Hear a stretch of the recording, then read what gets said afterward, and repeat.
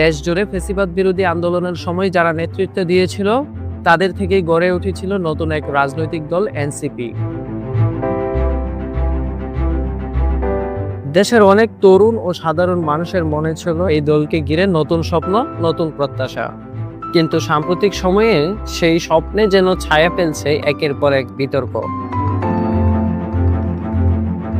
সম্প্রতি এনসিপির এক নেতা শাহানুর আলম এর হোয়াটসঅ্যাপ চ্যাট ভাইরাল হয়েছে সামাজিক মাধ্যমে।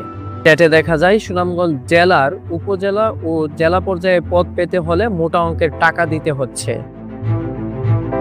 একটি উপজেলা পদের জন্য দাবি করা হচ্ছে 5,000 টাকা আর জেলা পদের জন্য 50,000 টাকা।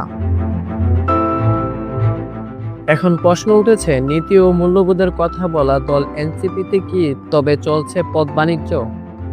যারা একদিন ফ্যাসিবাদের বিরুদ্ধে লড়েছিলেন তারা কি আজ নিজেদের দলের স্বচ্ছতা রাখতে ব্যর্থ? এটি অত্যন্ত দুঃখজনক। এমন লেনদেন প্রমাণ করে যে দলটি আদর্শ থেকে সরে যাচ্ছে। এখন দেখার বিষয় এই চ্যাট কেলেঙ্কারির দায় দল কিভাবে নেয়, আর সেই স্বপ্নের দল জনগণের আস্থায় ফেরাতে কি পদক্ষেপ নেয়।